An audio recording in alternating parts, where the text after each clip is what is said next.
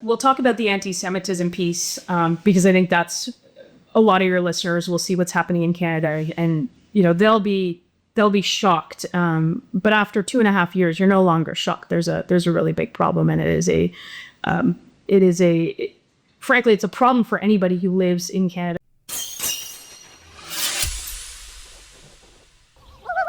Let's check out some of the charm of Melissa Lantsman. We're exporting some of the best, so it's a big problem for us. Yeah, so actually Bell Harbor, where we're sitting now, where I was mayor, we have a lot of Canadians. They used to be, they're mostly still, I think, snowbirds coming in from the winter. But there seems to be a big connection somehow between Toronto and South Florida. Massively. Look, there's a big connection between the U.S. and Canada for a long, long time. Our families live here, obviously during the winter months. But I will make a plug here for Canada. We have the best summer in Canada. I'm inviting you right now. The best summer on the planet. What's the best place to spend the summer in Canada? Look, I'm going to be partial. I represent a province in Canada called Ontario, and Muskoka summers are the best summers. What do you have there? A lake? We got lots of lakes. We got great people in the best weather. So to my friends that graduated from the University of Michigan with me who listen, I know, to the show, we know Windsor, Canada, because that's where the casinos are right over the border, and you can gamble and drink at 19. You could do it. Right? You're younger. So we always had a good time. Come and spend your money. Love Canada. I've spent a lot of time in Montreal, Mont-Tremblant, Toronto, also on the West Coast, Vancouver, the island out there, which is spectacular as well. But anyways, there's so much happening between Canada and Israel. It seems like Justin Trudeau before, when he was there, the most we got was that I sort of look like him, which always would offend me. But, you had a crazy liberal prime minister up there making, from my perspective, a fool of himself. But the country still had a good relationship, and the countries were working together. Both the peoples, if you speak to Canadians and Americans, it's almost, the cultures are so similar. I mean, but for Quebec and, that area, but the rest of the country is so much similarity. But I feel like a lot has changed. The last election, we had Prime Minister Stephen Harper, on before that election, raised the heat, I think, from my perspective. So let's just start just generally speaking, what's happening today in Canada from your perspective? Look, when I'm abroad, I'm always want to say this. Canada has given me everything that I have. It's my parents immigrated there in the 70s, and in one generation, in a place like Canada, you can go from the front seat, being an uncredentialed taxi driver, to the front row of Parliament Hill. That's never, that should never change in Canada. You should be able to work hard, get ahead, do what you can. I think the biggest thing in our relationship that we have going is our people to people ties, if you will. Like we are the same. We have shared the greatest relationship on the biggest unprotected border for so long. Canadians have shed blood alongside Americans on the right side of every war, oftentimes protecting American interests, but for both of our shared countries. And I still think when I go anywhere, there's nowhere I would rather be than Canada, and to build up the country in a way where the next generation gets what the last generation gets. But today in Canada, that's not possible. Why not? Look, we've got all of the. We'll talk about the anti-Semitism piece because I think that's a lot of your listeners will see what's happening in Canada, and they'll be shocked. But after 2.5 years, you're no longer shocked. There's a really big problem, and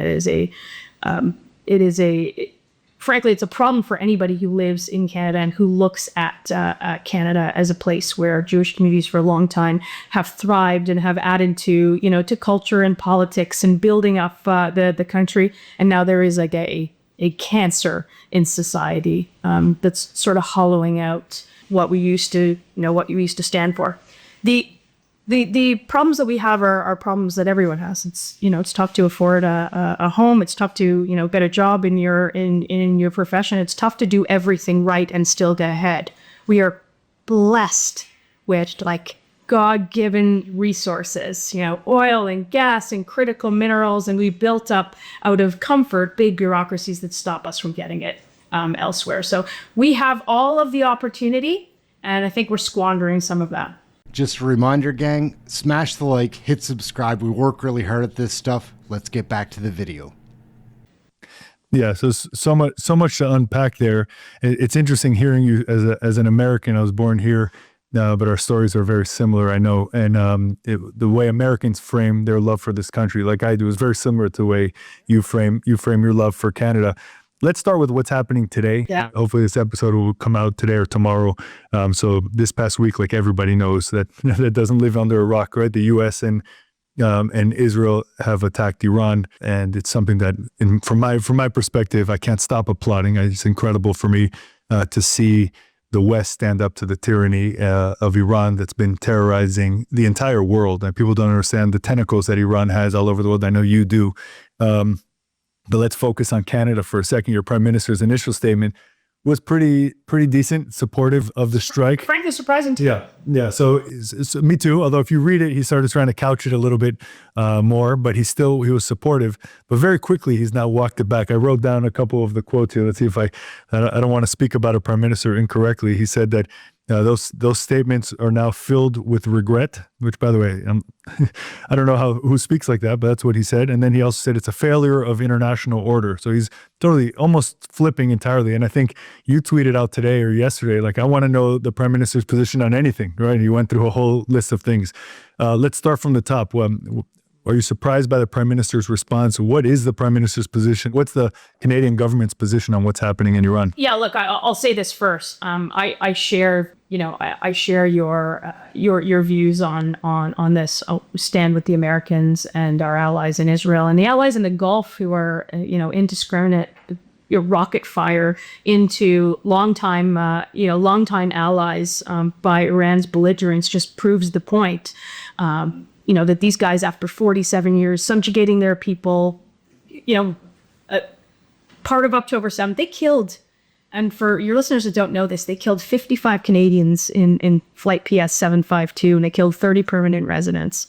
And there are people in our country questioning whether, to line up with the bad guys in history. So that I don't understand. The Prime Minister's statement at the outset, I was quite surprised at it. We're going to stand with with our allies in the U.S. and Israel and with the Iranian people to topple the regime. Not in so many words, but right. Effectively being on the right side of an issue for first time in my view in a long time on issues in the Middle East. And then quickly, I don't know, maybe they got some polling. Maybe they got some pressure internally from their own cabal of insane actors that see the world in a very different way than you and I. And he's decided to move away from that position. Questions of international law, deep regret, all of the things, diplomacy, while saying, that we still support the mission of the U.S. So you can have all of the positions in one in one statement.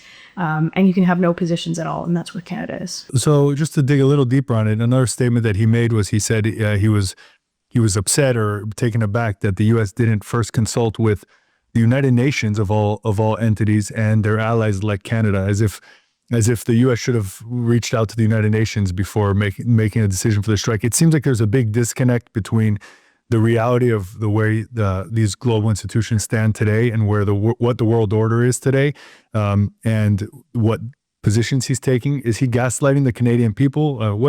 Or is that really Canada? Is Canada trying to hold on to the vestiges of sort of the United Nations and those sort of entities? I think it's political capture of the left, and I think it's political capture of Western democracies. And we've seen this in France. We've seen this at the UK. Their positions were entirely the wrong positions at the onset, and sort of quickly they moved to being less in the way, or even helpful some would say, by sending carriers and whatnot.